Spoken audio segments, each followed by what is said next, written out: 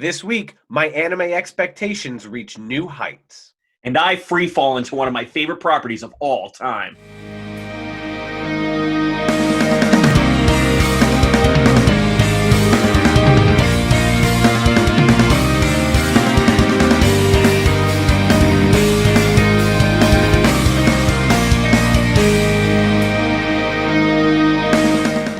I'm Kyle. And I'm Garrett, and we watch anime. Garrett, this week we finally reached the end of a multi-year plan for one specific property. This is a show that, for a lack of a better term, makes me warm in the loins with how much I love it. This is a show that makes me feel like a hipster because I discovered it a long time ago, like before anyone thought it was cool, and finally now the man has its hands on it, I feel like people are finally getting to experience it. This is a show that is super violent, sprinkled with ecchi, and that will make any height-phobic person evacuate their bowels. That's right, this week we talk about the brand new, uber-violent, survival action death game mystery known as Tenkyu Shimpan, or High-Rise Invasion. But before we begin, Garrett, what are new fans going to be expecting from this show? All I kept thinking of was Indiana Jones and the Temple of Doom, and constantly thinking that rope bridges were going to fall and swing you against the side of a building. That was like one of the wells they would go through. I know that. Like it's like, right. Is the person going to fall off this bridge? Whoa! So that plus the scream mask. Yes, very much so. Had a very, very defined look to it. I like it. So before we get into the main crux, I'm going to tell you a little bit about the show. It's called Tenkyu Shimpan, which means High-Rise Invasion. The manga came out in 2013, and it ran all the way to 2019. And the anime is brand new. Like, Netflix came out with this on Thursday. Like, I legit had to be like, Garrett, watch the show. But you got to wait till Thursday because it's like doing it on open before Christmas kind of thing. Mm-hmm. And I was just super excited. How long had you known that the anime was in production? I think I actually stumbled on it when I was going through Crunchyroll, because like if you do it through the website, they give you like news, and I saw High-Rise Invasion going to Netflix, and I was just like, I got like super excited because like this is a show like Gantz. It's a show like that like for a person who has a specific taste, hits all the boxes.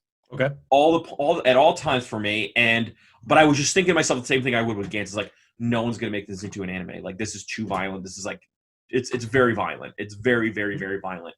But what I think Netflix did a few things that kind of calmed it down a little bit to make it okay for Netflix, but we'll go over that in a little bit. But it's not well known, so for me, I'm kind of protective of it. Mm-hmm. Like, this is the show that for the most part, Garrett, and I kid you not, I have a record of our text chain of me trying to get you to watch this. Oh, really? Yes, and I have the exact date because I tried to get you to watch another title. So May 30th of 2019. All right, so this is proof that like I did like it long before it was cool. Yeah. You had asked me, like, and then I'm gonna just like paraphrase because I don't want to like give like too much information. But you're like, but your wife was saying that you didn't like the lights on, so you wanted to find something to read on your tablet, specifically manga. Mm-hmm. And like you're like, this is the second half. It was, I'll definitely try to see if some nerd caught up with the wine manga translation. Also, would catch up on Attack on Titan and Gantz. I'd probably have to reread the whole thing. And so hearing that, you wanted something that was like Gantz, like Attack on Titan, super violent, very much into like the human condition. I was like, well, if you're trying to dive into those, let me introduce you to two that I really like. One was Tenkyu Shimpan, and the other one was the one called Phantom Tower, which is a clock tower mystery, but like it's about a murder, like a saw house that people go into. It's wild. So I like it. So first off, Garrett, what did you think about the show? Like, what's your general first blush reaction to the show? So right out of the gate, it reminded me of this novel that I read like 3 years ago from 1975 from this British author named J.G. Ballard called High-Rise. And it came out in 1975, and it was about this self-contained community within a high-rise. So at the time, they were building these condominiums, and it was very in vogue to build these big buildings, and they were supposed to be these self-contained units. Not only could you live in them, but you could work from them. They had your grocery stores, they had your hair salons, they had everything, and what seemed like this really like affluent experience ended up devolving into this very primal atmosphere where people were killing one another and claiming floors as their own territory. And so right out the gate, just sort of the way it looks at human behavior and the fact that it was in tall buildings, that was like my first direction. But then it totally goes into different layers that have nothing to do with that book. So, but that was my like first gut reaction, was like, oh, I've seen things that I thought were similar to this premise before it moved in a different direction. Right. And I think what so for me, I think with this show, it does one of many things at the same time. The first is that the characters that you have are multidimensional. So you have your main characters that are like, they kind of look like they're going to fit certain tropes. Like you got the Kudere brother, you got the like, you know, kind of like silly girl sister, but then they grow really quickly. And you got like the tsundere that's like kind of a lolly, but then she ends up having a little bit more. So I think it takes the crucible of this experience of the high-rise invasion show and makes really deep characters. I also like the overarching mystery of the show. Right. And I'm going to explain like my only one gripe of the show. But what I found was fascinating was that the crumbs it would leave was just like Lost. It was perfect. It was like, ooh, what's this mask do? Ooh, this mask has a frowny face. What's that all about? Ooh, what's this? Yeah. So I will say I'm only 6 episodes in, so it might totally be revealed later. But it seems like the show would be just as intriguing and deep without this ploy of having to be on the top of buildings. Right, exactly. You're like, oh, we could do all of this on the ground. But it seemed like it was almost as if they like someone came up with this storyboard and they're like, yeah, that's it. And then his buddy was like, but what if we put them on top of buildings? And like anybody could fall at any time. Whoa! Yeah. That's the thing about the show that I think the High Rise does, and I think it makes a good point, is that it is, when you're reading it is, and I like thrillers, it is never, it does the right way of how you do a thriller. You make people constantly feel on edge throughout reading it. You give them a little bit of safety. When they're finally feeling the most safe, that's when you smack them with a really bad thrill. And so that's what this show does. And the idea of the high rise is really cool because it makes you feel like you're constantly teetering around the edge, makes you feel kind of claustrophobic and like hard to get out of the situation. And you can kind of feel that with the characters. But no person felt that thrill or fear more than my wife, who I was like so jazzed when I watched the first episode. I immediately ran down the stairs and I go, Christine, I finally watched this show, and it's exactly what I wanted it to be. And I go, can you watch it with me? Can you watch it with me? I want to see how you do with this, because this is what I do sometimes with shows I get really excited about. I go, what do you think? And she's like, is it going to have boobies? That's what she said. That's the first thing she asked, because you have to ask, because usually I'm showing her the ecchi nonsense. By the way, I love that your impression of your wife is starting to grow more into like a John Mulaney impersonation. Is there going to be boobies? Yeah, and so I go, I will give you 3 words of warning. 3. Mm-hmm. So I was like, all right, you would bear with me. And I was like, every time I'm like, bear with me. It's okay. Like I would do that every time. I'd be like, 1, it's super violent. This is a violent show. And she's saying, like, second thing is there's a little bit of etchiness. Not a lot, but a little bit of etchiness. Just a little bit. It's okay. And the third thing, and this is the thing that she hates, is like, it's on the top of tall buildings, so you're constantly falling off of them, and like that's the major thrill of the show. She's like, I hate heights, and that's how I knew about her. She does not like heights. Yeah. She's a massive fear of heights. Mm-hmm. And so it took me a while to coax her into it. And then throughout the show, while we were watching, she was going, oh God, oh God. I sat on the couch with my wife and I put it on. I said, hey, can I watch anime? You know, I have the show on Sunday. Yeah. She's like, yeah, great, put it on. And she put it on and she turned to me and she goes, I can be done after that episode. So good. All right, so enough beating around the bushes, Garrett. Right. Let's talk about the show. Explain the premise of it. Explain about our main character who we meet, whose name is Yuri Hanjo. So the show opens on Sailor Moon, and she. Sorry, Yuri Hanjo Yes. who looks like a Sailor Moon character. Because, I don't know, she probably... That's the general... Like, if you want to know what school uniforms look like, they all pretty much look like sailors. That's Okay. I think, the idea, yeah. Okay. So the show opens with her on top of a building, some high-rise building, 10 stories, 30 stories, 100 stories, not 100, but tall building. Yeah. And she has no idea how she got there. Mm-hmm. And it seems to be pretty abandoned around her. I don't know if she got chloroformed or what and brought up there. And she receives a phone call from her brother. Well, first she tries to call her parents, and she's like, "Why can't I get them? Why can't I get them?" So no one's connecting in this world. Yeah. Right. But she receives a phone call or calls her brother. I forget which way it goes, but she ends up speaking with her brother, and he is also in this world. Mm-hmm. And he informs her that it is a dangerous, dangerous place, and that she should treat everything there as if it's real. Mm-hmm. This is not a dream. Don't think that you're going to wake up if something happens here. Right. And he points to this, like, I don't know, Abu Dhabi obelisk in the distance. It's like the Burj Khalifa. It's something like a phallic building a Saudi prince would make, yes. Yes, absolutely. That has a railgun, but we'll get there. So it's this massive building, and he says, we need to get there. Mm-hmm. So let me try and find where you're at. Mm-hmm. And she gets boo scared while they're having this conversation, because he's just so you get to the right places, she sees something in front of her first before she gets the boo scare. That's right. She is on the phone with her brother, and she sees a building across the way. And they're connected by bridges, mind you. So the only way, like these rope bridges, you can't get down from these buildings. You're literally like the top 2 or 3 floors are available to you, but the rest are like you can't get down, and there's rope bridges between the buildings, basically. Right. Yeah. And so she sees someone being intimidated, assaulted by someone with a mask across the way. Mm-hmm. And eventually this person gets to the edge of the building, and her brother is explaining to her that these masked people are not going to kill that girl. Mm-hmm. And they're not going to kill her.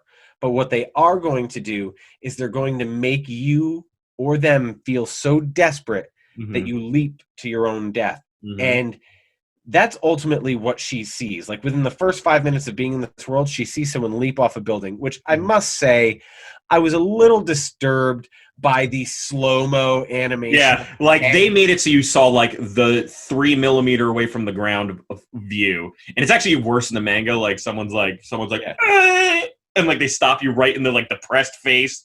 Yeah. And then and then you see, and then they also if you watch, then they have like a Batman splat. Yeah, you'd see a sploosh in the air like the person was a water balloon. Yeah. Right. So yeah. So her brother explains that there are these people in this world that are going to be out to intimidate her and make her lose all hope, and that she shouldn't. And as he's trying to find out where she is, one of these masked characters ends up on the building with her. Boo scares her. Her first reaction is to somehow throw her phone across the rooftop, and it gets stabbed. So now she has no line of communication with her brother. And fortunately, she gets saved by a police officer who shoots this guy and kills him. And he's like, "You okay? You okay?" And he's got that's right. The masked person actually jumps off. Right. Well, the masked person jumps off the edge of the building, and the police officer has, like, if he's a sergeant, like a walking the beat, like rookie cop comes running up the steps after him, and he's like, you got to be quicker, and he's clearly playing like the senior to this police officer, and he goes to the edge to look down and see that the baddie in the mask has actually died and can die from falling off the buildings. And the rookie cop shoves the senior cop from behind. I was like, ooh, this show gets good. Yeah. And then he turns into a total creep rape fest. Yeah. And I remember... that was uncomfortable. That was uncomfortable. And I want you to... I wanted to put a pin in this. because I think, you and I, we joke around a lot about the ecchi stuff. We joke around about like where Japan goes in some of these places, but I think this show, as well as like Kakegurui, they do get explicit with like, with issues of sexual assault on these things. So I wanted to give it a second just to like pause in it and like the question of being like, is it like, when is it? Does it serve a story to have this level of like violence and sex together at the same time? Like, it made my wife really uncomfortable too. And in my mind, it's kind of like watching Game of Thrones, because Game of Thrones has a lot of rape in it. Mm-hmm. But at the same time, you're thinking to yourself, like, this is enough to steal you as the reader to know that this is the reality of the world you live in. The world is not fair. The world is evil. The world is disgusting. The world has poor moral value. And so while you as the reader get uncomfortable looking at it or watching it on the anime, I still think it served a purpose to be like, yes, what would have happened if a police officer who was unbound by rules suddenly had a position of authority over a young female? Mm-hmm. Would sexual assault happen? And maybe that's what would happen in those things. It sets a tone very early. So for me, like, I always want people to like it's kind of, I told Christine, it was like, it's like a cold bath, right? When you're reading it, like all the violence, all of the falling off buildings, all the like the sexual assault that happened on Yuri on the beginning, just the first episode, mind you. So people who want to watch this, it's literally like the first episode, and they don't really go into that level of assault later. But it's a cold water bath, right? It's to shock your system and be like, okay, I've seen everything, so now I can go forward with the show and have a little bit more of a resolve as a reader, which I loved, and I think that's something that really spoke to me as a reader. Was like, it's like Game of Thrones, right? When you watch the Red Wedding, it steals you for the rest of the show. When you watch the ending of the first season, it steals you for what the show is. Everyone is vulnerable, right? It's not going to have a boring, A to B to C here. Like, anybody can go at any time. Anybody can have the worst thing happen to them anytime. So that's the kind of thing I wanted to give it a second, because I know for me, you're not the only one that gave me that, like, that part made you uncomfortable. Mm-hmm. But at the end of the day, like, it didn't happen because he was shot in the head by our good friend Sniper Mask. So yes, yeah. So talk me through what happens now, because I think this is a really good turning point for the story. Is that she starts off as this like girl yelling for her brother, but I think this is what the end of the show gave you was, I'm going to survive. I'm going to use I could be like the first person I saw that jumped off the building, or I could survive knowing that, like, my motivation at the beginning of the show is to find my brother who will save me. So yeah. I mean, and the evolution happens pretty quick, because one of my least favorite things when you assign me one of these animes is someone who's like annoying and helpless in the beginning and remains as such the entire time. And you're just like, oh God, I don't want this person to be the one that always gets trapped, the person that always does this. And they bring no value to the show. Right. And I think for the course of the show, and like talking about a show that actually centered around a female protagonist, albeit there are moments where they're like showing her panties, or like she's bossing. They do it for fun. Like, literally, they're just like, she'll be like running up the steps, and it's almost like the animator's like, oh, we forgot to do this in the past 5 minutes. And they just have her skirt flutter up, and you're like. But in the same token, she is never, like, even when she's vulnerable or seen as weak, she perseveres past it. And I think that is an ideal protagonist that you want in a show like this one. So that's why I really appreciated about her in the beginning. And she kind of steals herself in the beginning of the episode, and it's really actually pretty exciting to go to the rest of the show.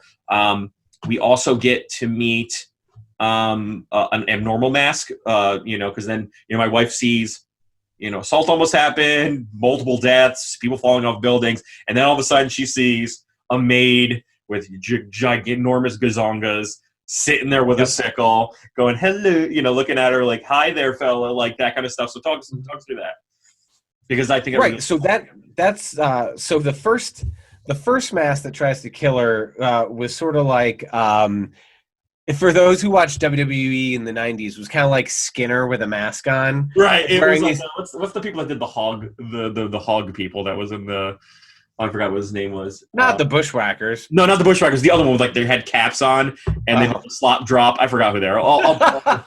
Well, anyway, so that was the first one, wearing overalls and all that. And so They're all different. Like that's what I'm thinking about this. Like you're people who are hearing this are thinking like, oh, a mask, so they're all kind of the same. No, in fact, they're like some are skinny, some are male, some are female. They look like normal scattered people throughout the world with a mask and one random weapon. Like so one will have a bat. The one with it's weird to see a guy with like fat guy with overalls with a katana. Like it doesn't match a lot of times, very non-congruous, but it's really cool. Then they got real fun and they made a baseball player. That one we're gonna give that one definitely some space. We are okay. Let's talk about the main. So this girl with the scythe that she comes across, her mask. So actually, does she find a provision pack, or how does she get I remember how it happens. Yeah. Fear not, Kyle. I was paying attention. Right. So this cop tries to get all rapey on her, and from across the way in another building, as you say, we are introduced to a character called Sniper Mask, because that's right, for lack of a better term. And he offs the cop, and she is under fire. She doesn't know all the rules yet. She doesn't know if she's going to die. Right. She doesn't know if this guy is just trying to push her elsewhere. Right. So she comes up with a diversion. She burns the body of the police officer, which is pretty gruesome. And she takes his firearm. And as she's going along, she meets this busty, bodiced, scythe-slinging girl, as you mentioned. And she ends up getting into a fight with her. And she's trying to shoot her with the gun. And, of course, it's like, she's not super familiar with guns, one, because she's a teenage girl, but two, most people in Japan are not. And this woman is somehow able to, like, dodge the bullets. So Yuri, who is our protagonist, says, oh, I'm so desperate. She's going for a fake out here. I'm going to leap off the side of the building because they won't attack you if you're going to kill yourself.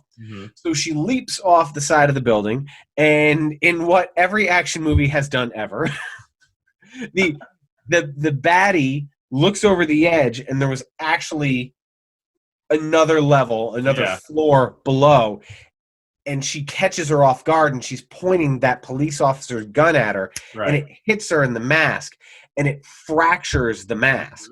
And so when she leaps back up to check on this woman, she starts to like lose it, and you're starting to see there's like this blurred reality, like, okay, you wore a mask, you were evil, but now there's like a crack in the mask, and there's like a piece missing. And it seems like this person is now struggling with two personalities. Right, exactly.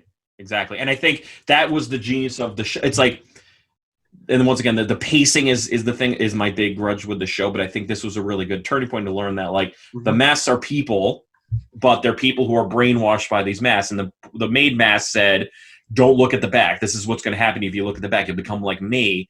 And some of the masks give you special powers that make you, like, insanely strong or make you fast. Give you crazy abilities, but if your mask breaks, the command tells you to kill yourself. So yeah. And for those at home who have not seen this, when you look at the mask, so from the front, it looks like a Jason Voorhees mask for like a huge smile, just like right. And then from the back, you're staring into the Matrix. Right, exactly. Like and a lot of green binary code, ones and zeros. Yeah. Like, and so we get to learn about, and this is the thing, you start to see breadcrumbs about the show, and they skipped a bunch too of the story. And this was like when we jumped into different parts. I was like, wait, what happened to this part or this scene that was really important for the show? Is they jump ahead, and then that's when because they wanted to get you to meet the secondary character, and that is Miyoko Nisei. Who is the aforementioned lolly essentially of the show. She is essentially the go-to undefined. And she has like a hard turn in her personality, like real quick. Right, exactly. And she is she's kind of like the kudere, tsundere lolly that is like murdery. Like they love. That's another thing that's really crazy about this show is that it shows another big thing that Japan likes.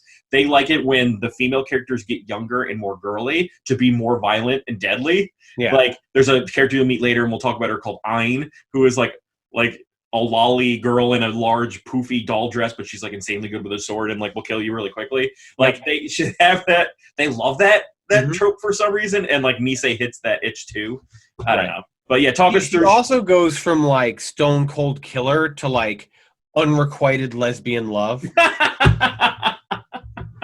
It's true. It's like it's weird because it's like she's lolly. She kind of looks younger than Yuri, but also could be physically or sexually attracted to Yuri. It's not really quite discovered. Right. I don't know.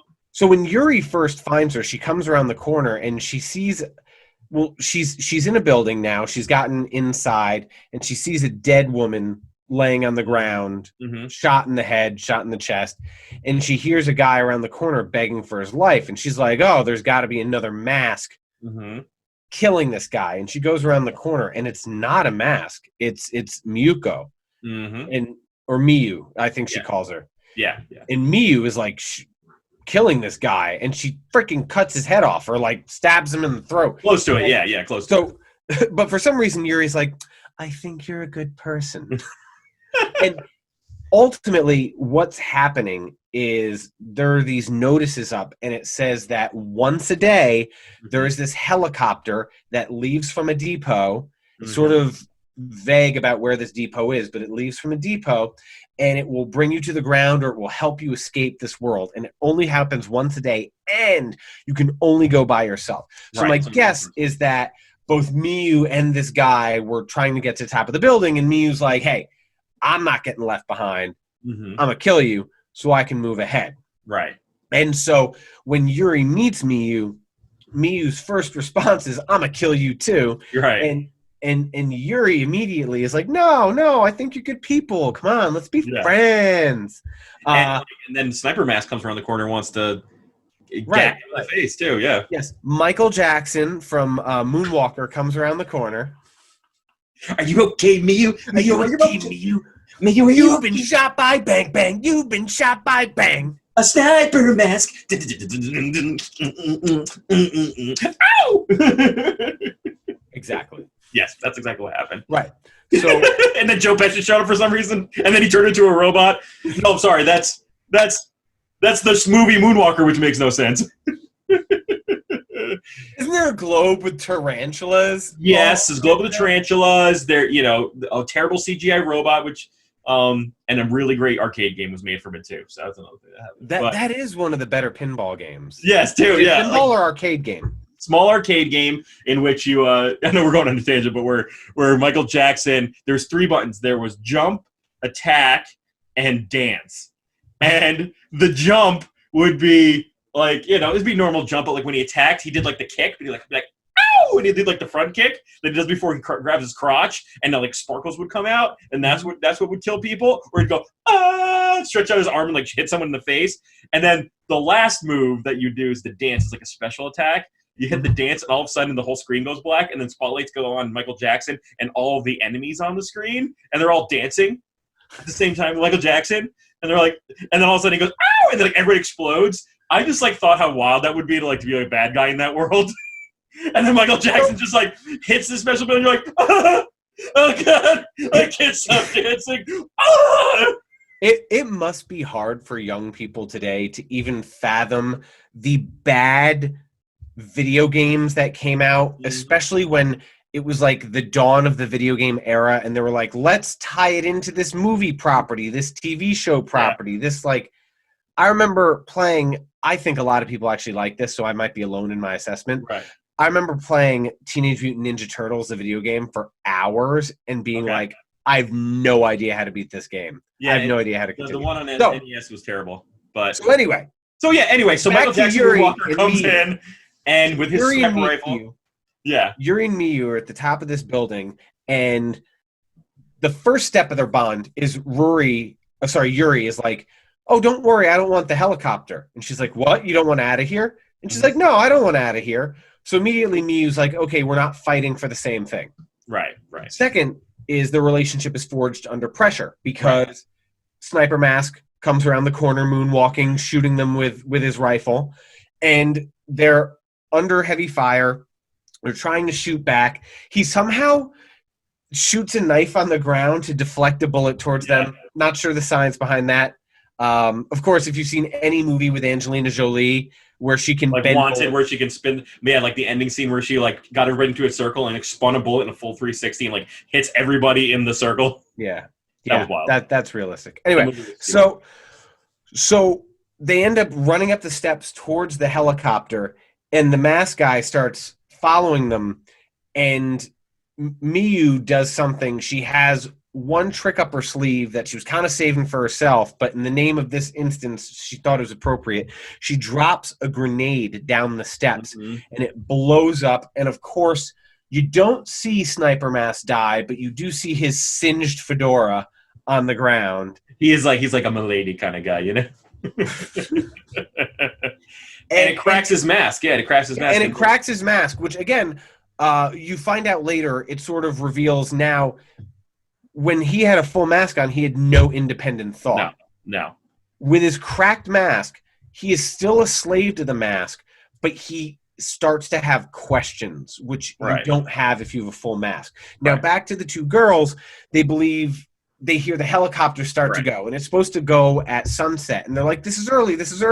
And they run to the rooftop, and I don't know if the whole helicopter thing was just a trick or what happened, but the helicopter starts to fly away, and it comes back, and some dude's hanging out with an automatic weapon, and just he has a different mask. Instead of having this smiley mask, he's got a frowny mask. So yeah, and so he's a special kind. He's like, and so we start to learn the difference between the masks, right? Exactly. Yeah, exactly. So that's one thing to note about this show is that it kind of gives you like special class of masks. So you got the normal smileys, or just like your fodder.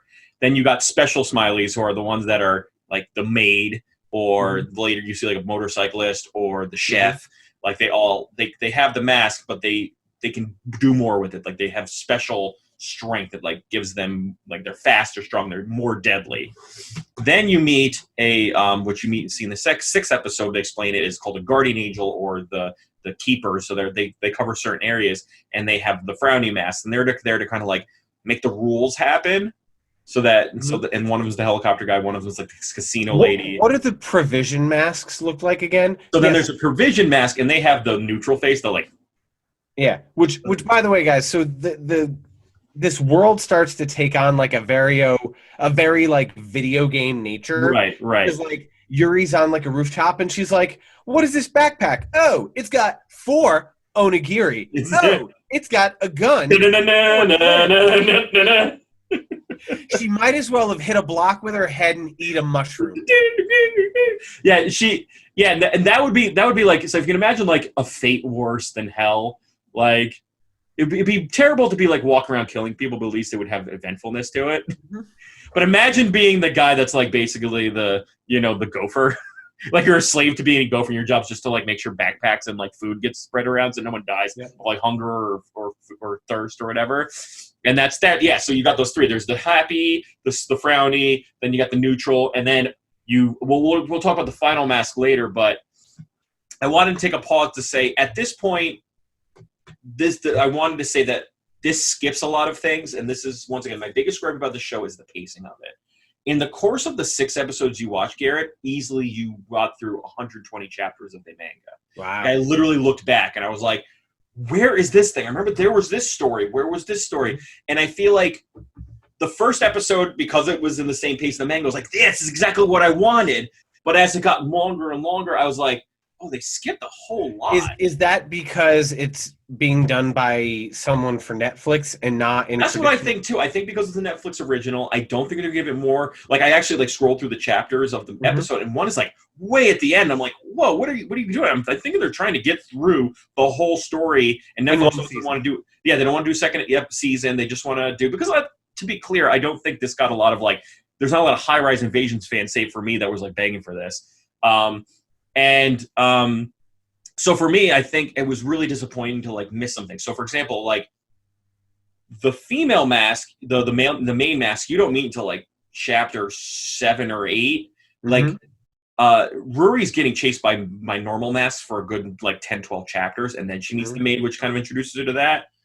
The next thing you learn is you don't learn about what the masks are until she meets these 3 young boys who are like elementary school students. And they're like, we're going to work together. We're going to do this. Oh, we found food. And so it explains how provisions are found. So the breadcrumbs come slowly when you read it.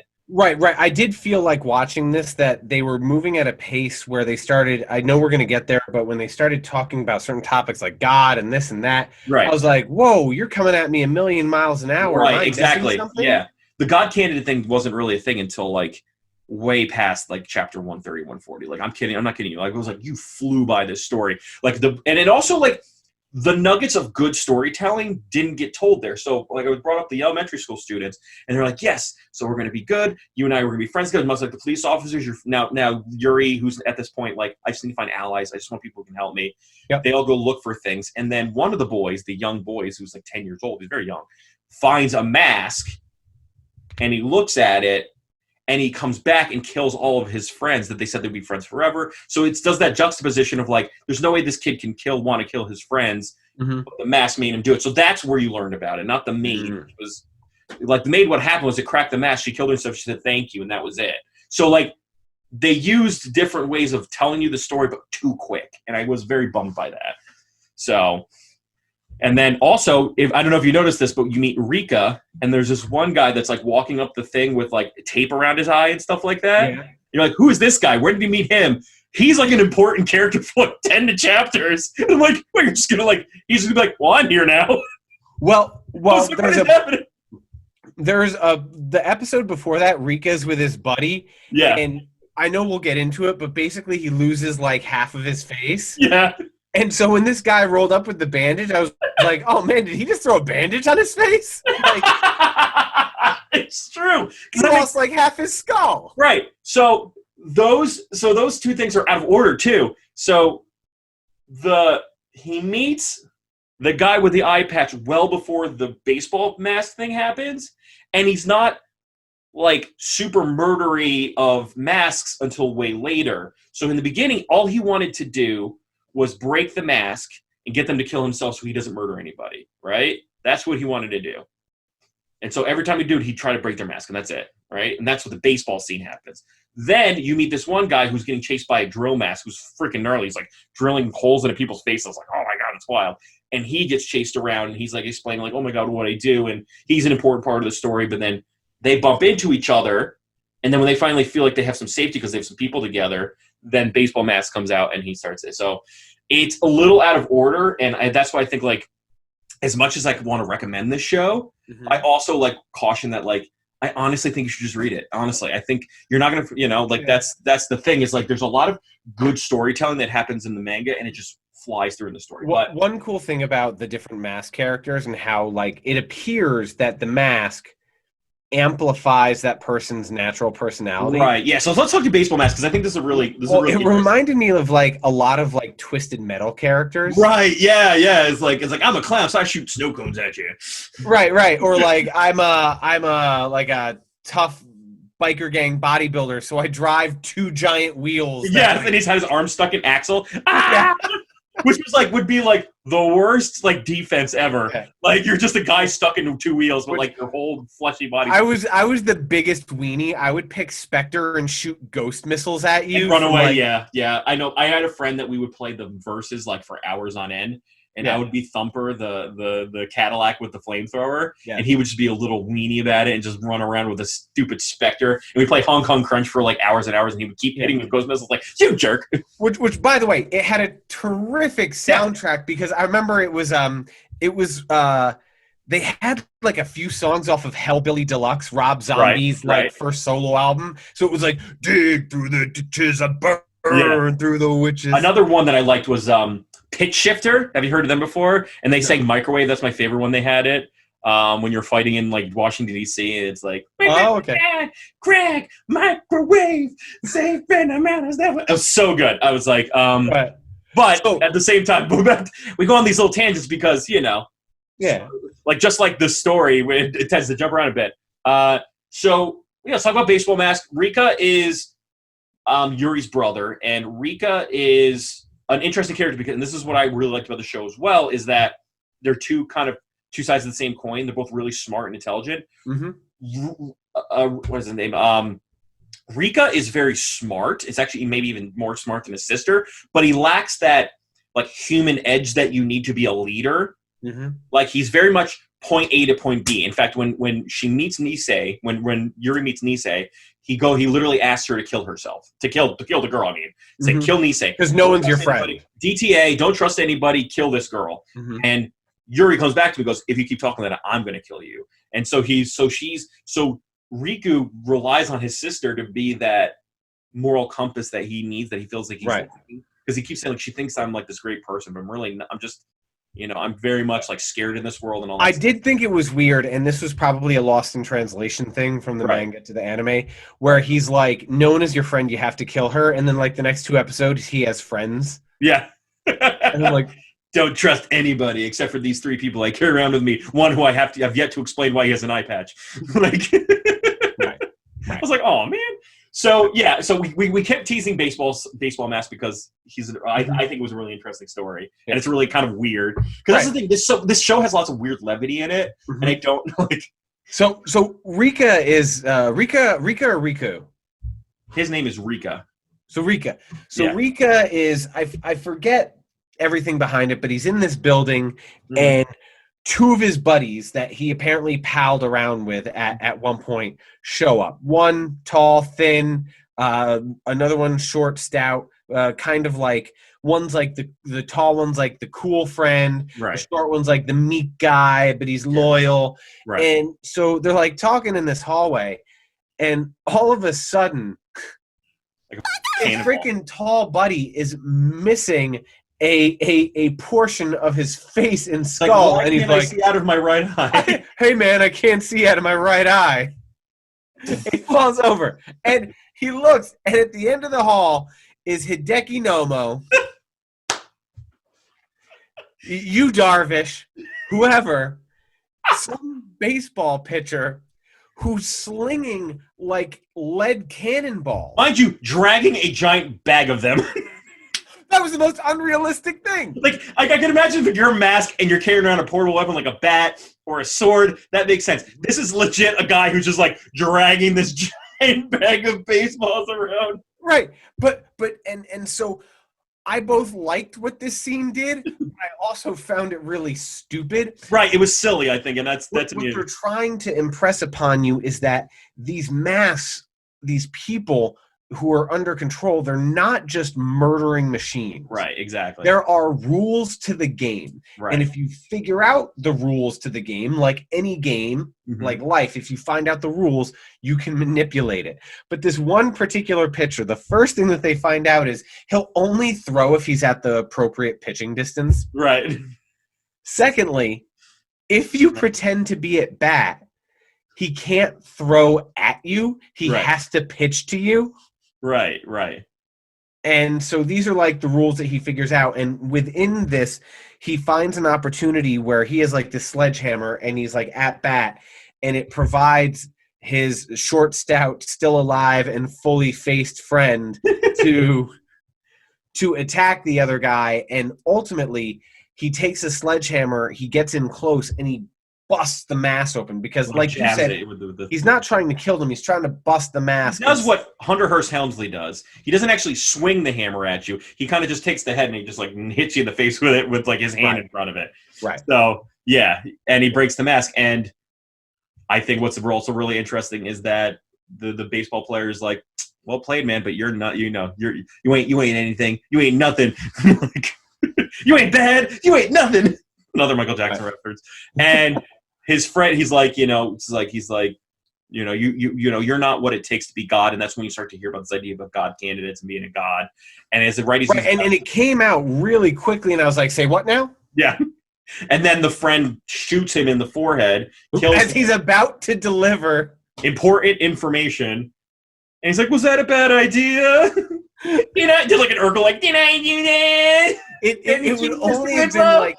It would only have been worse if he was like, "Oh man, that gun accidentally went off." Yeah. Oh, is that what the trigger is? Oopsie doopsie. But what really is important is as he's dying, as he's falling down, he goes, "At least I got to play baseball." So yeah, I that's like it does have these like ridiculous moments of levity. I do. It's very violent and all that stuff. But yeah, and so I think the crux of the story that you're going to find is that is those two opposing opinions, right? Is Yuri, who is smart and capable, doesn't have a lot of confidence, but also has the human heart. Then you have Rika, sorry, keep calling Riku. Rika, who is all action, point A to point B, but doesn't have what it takes to have that human heart as well. Might not make the best leader in those situations. And them kind of like bouncing ideas off each other through the course of the show. Mm-hmm. Then we get to understand the idea of the God mask, and that's when you kind of get introduced to the fourth mask. Remind you, you don't see the mouthless mask until chapter 140. It's like you're well 100 chapters into the show because they don't give you a lot right away, and that's what I loved about it. Like the mystery comes in drips and drops and all that stuff. But then you finally meet the mouthless mask and stuff like that, what that's all about. Talk us through it because we meet one of them in particular, which is the scientist with Ein, his lolly sword girl. Oh, and Ein has the... No, she hasn't. She's a normal smiley, but so I don't know if you caught this, and maybe we'll see if you do because you jump in. So the scientist found a mouthless mask that will, once you wear it, makes you a god candidate, and that allows you to control a certain number of smileys, normal smiley masks. Okay. And so he's walking around thinking he's hot stuff because he can now control. I knew that he could control, and I knew that he wanted to be the one closer to God. Right. I guess I didn't pick up on that it was the mask that gave him power, because when he had control over the other masks, he wasn't wearing the mask. Right, and what you learn later is that once he put the mask on, the mask it gives you the installation and then destroys because you don't want more than one person wearing it. Right, so that's the idea of it. So, and I think you start to see now that the game goes from being a survival show, a survival mystery, to, and I love it, a kind of like a warring factions conversation now, because you got different people who now have access to these masks. You know, some of them are really meek and unnecessary, like the blonde girl who then befriends Sniper Mask. And then you got another guy who can control someone, but he's a good guy. And then you got another guy who controls all these people, but he's a bad guy. And so it becomes this kind of like warring faction and story. And I have to be honest with you, this is kind of where the show started to lose me. Right. Because it started to...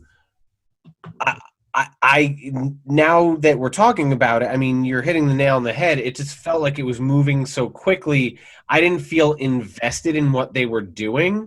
Right. It felt like they were sprinting. Mm-hmm. Mm-hmm. And that to me is, I think, is the greatest disappointment of this show, is that I love it. I love the property. It's just I can't get over how quick it went through the story, and that's a shame to me. Like I want people to enjoy. It's kind of like when we watch Danganronpa. Like Danganronpa did the same thing, which is take something that everybody loves, make it so that someone who's never going to play the game would be interested in the series and stuff like that, but just do it so fast. You get people to enjoy it. They're very true to the subject matter. Like the things that happen are 1-to-1 with the manga. Right? Nothing's changed, really. You just miss stuff. And it's like the anti-filler anime. Right. Well, it's kind of like so we'll go back to Game of Thrones. It's like if you watch Game of Thrones, you go from it's like season 8. Yeah, it goes from like 1 to season, now you're in episode 8 within 2 episodes, right? Like you're now the king is dead, and like now the war starts. Like you're like, well, what happened in between? Why is there a war? Like I don't understand this. Right. Because in between those slow paces, and I think that's why you and I like shows like Samurai Champloo, like we like shows, because that slow pace, while many people would think that like it's boring in those spaces, actually there's good storytelling in between that, that I think that you would get better when you would read it. And that's the big thing that I think was lacking with it. Right. And so, so that's the big thing, is that the story kind of goes in a direction of, and that's what I thought was such a beautiful thing about it. It was, you're going from, I just want to survive this world, to, I want to make sure the wrong person doesn't win this world. And it takes this poor girl who literally, and she's a real person. That's the thing I like about Yuri as well. She's a real person, and makes her, she becomes this good character, this like star character, through a really harsh crucible that she survives. And as the reader, you're just surviving with her. It's kind of like why people like Hunger Games so much. It's why people like Battle Royale so much. It's the character that is at any point in the story could easily die because they aren't equipped for the world that they're in. But by continuously surviving, it's kind of like the movie Why Martian was such a good movie. It's like, think of the next thing, solve the next problem. It's like that idea of like, solve the next problem, survive, solve the next problem, survive. And once you keep solving that problem, you keep doing it until you eventually get to the end point. That's what makes the character so good. And I think it just sped through it. But here's some things I will give Netflix credit for. The animation for a 2021 exclusive is really good. Yeah. The music, what do you think of like the music and stuff like that? Oh, that was very good. Oh, the intro music kind of reminded me, this is going to be so random and I don't anyway, but the intro music reminded me to like the start of like ECW television.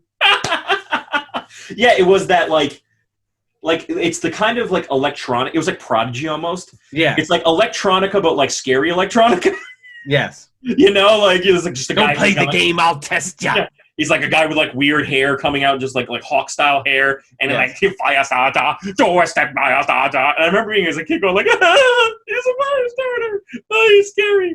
But it's that kind of thing. Like it's that like erratic, scary electronica, and I was totally into it. And I thought the soundtrack that they selected was quite good. Right, and I also appreciate that like at the end they didn't all of a sudden go to like whiny music. Like it wasn't like the end of Bleach season 1 where it's like, haven't you know who and you're like like it doesn't mismatch the show either. So crisp, it's beautiful. Another little touch that I liked is that when it writes Netflix original series on it, it has something that to do with the show on it. And one of the things you meet is this guy whose name is Chef Mask. And he's a smiley, but for some reason his mask doesn't work. So he has all of his faculties still. He can still control himself. Yeah. But he's got all the abilities of a mask of being stronger, but he's also kind of a creeper already before he put the mask on. And his weapon is a saw, like a saw you would cut down a tree with. Yep. And he just like, it says Netflix original series, but you see the saw go. I was like, that's a great touch. And something that I really, really appreciated was that. Well, I like that he's hunting, that chef character is hunting people for the perfect ingredients, but he's just cutting off everyone's head. Right. He's going, très bien. Right, like he shows a theme song like of his back in the day before he was where he would like look at the neck of the woman chef in front of him and be like cutting steak and be like and like cutting pieces of pork loin while staring at her neck, like being a real creeper about it. Yeah. And another thing that I fault Japan for a few things. One is that I really like. I'm like, stop doing that. Is they tend to make certain characters who are a specific thing say the one thing we know about that country. And that is like this one is that when he grabs the woman, he's a French chef, even though he's Japanese, and he goes, au revoir! And he sings her he's screaming that. And then he comes out and he's like, très bien! Like he's very like, floaty and says random French. And you're like, Japan, no one talks like that. No chef who does French is all of a sudden in this snooty little like and I'm like, no one does that, Japan. Like you're being you're acting like Vince McMahon circa 1990 and be like, what are you, British? All right, you're the British Bulldog. I'm gonna make you come out to your anthem. Like, come on, man. Yeah. You're a dentist. Well, why am I a dentist? You're a dentist, Isaac Yankem. Yeah, good. Hey, isn't that a great pun? And another one was, and this is another tangent, but there's another. We watched Nogami Neuro. Yeah. And one of the baddies is an American, and when he's converting into his breakdown, he starts singing the national anthem while he's getting all. He's like, duh. And he's like pulling all the guns out. Like I'm just like, come on, Japan. Stop being rude. Stop being bigoted. So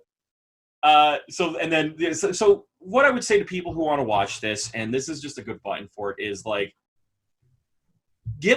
wet your whistle with the Netflix show. Watch it if you don't feel like you're going to get through the whole thing. I think by the first 2 episodes, you're going to be paced well enough where you'll get the idea of the show. But then I would say go find the manga. And unfortunately, it's not a manga that you'll find in legal tracks. This is a manga that you're going to have to, you might have to find in the middle of the internet, with 400 pop-ups in order to make it happen, but it's worth it because it's a really good story and it's told at a great pacing. I was very satisfied with the ending. So, I mean, that's really my gripe is like, just like, get the idea. It's a great story. It's the property I love to death, but I was just a little disappointed with what Netflix do it. So, but would you keep watching knowing that there's not a lot of shows left, like 12 episodes? Would you keep watching? I would honestly give it another 2 episodes, but if I continue to feel lost about the whole God thing, I might end up bailing on it because I don't feel that's the thing. That doesn't do service to the story, right? Like, I get what Netflix is trying to do, but at the same time, that doesn't serve what your property is. Also, like, your Netflix, you pay people for the worst content in the world. Why not let someone make stretch it out? Let them make you 30 episodes, you know? Right. Stretch it out a little bit, you know? There's a lot of good things that can come out of it. I just think that, like, they just bailed on it. They're like, we're going to give you 1 season, finish it, and be done with it. And so I would say the same thing. Like, as much as I love this story, as much as I love this property, as much as I was excited in the first episode or 2, I will not keep watching. Not because I don't like it. I freaking love this property. I love everything about it. It's just, as someone who's loved the story, you've got the manga. You've imagined it already. You don't need someone to give you a poor copy of that. Right, exactly. And the thing is, it doesn't. It's true to the source material, but just too quick. It's like watching Star Wars, but but it's as if George Lucas was crazier than he normally is with the editing process. Like, he all of a sudden makes, what's it called? Han shot first, different. And then he's like, oh, but we're going to cut this whole battle droid scene because it's not necessary to my vision of it. It's like, stop touching it, stop tweaking with it, because then it doesn't do it it doesn't do any benefit. But what we're going to do, as we always do, is the end of the show, what's called the Weeb and Noob Score. What the Weeb and Noob Score entail is not whether or not you should watch the show, because we just think, watch anime. Love anime. Good or bad, it's always a fun time. Because you can always think something's ridiculous, too. Like, anime is always so bad it's good. There's never, like, so bad it's bad. Right. Is to say, how soon should you watch it? Like, should you go and watch it right away, or should you... So high scores are going to eat that. Low scores, like, there's other shows like this you can do it solo. I'm going to start with this because I love this show very much. I'm going to give this show an 8, and I'm going to tell you exactly what I said before, which is watch the first 2 episodes and then go get the manga. Somehow or other, get the manga. I know it's not available for everybody, but get the manga. It is well worth it. It's a great story. I think it's one of the best stories told in the course of the show, but the show might ruin a lot of it for you without getting any of the payoff. Yeah. So that's what I would say. With Garrett, what would you give for your noob score? 6.5. Yeah, I felt like the score was going to be high in the beginning, and then as I started watching, I was like, the score is going to get lower, and that's a bummer. But I didn't know. I didn't know because this just came out, too. So for me, I didn't know it was going to be. I wanted it to be, which, by the way, 7 is a good score. Right, yeah. 6.5 is okay. I wanted it to be 7.5. I wanted it to be 8. I had no aspirations for higher than that. I think it has the potential to be. It got really, much like you were a hipster who was into it before it was cool. Yeah. The show is like a hipster in that it came across as really up its own butt. Yeah. And sort of like high concept, but didn't deliver enough of the details. Right. That's almost like poor editing. The fact we talked about how Rika, the lead's brother, shows up with this guy with like a bandaged face and like he's a major character, and you're just like, okay, he's in the show now, guys. Yeah. Without any explanation. Like that's weak.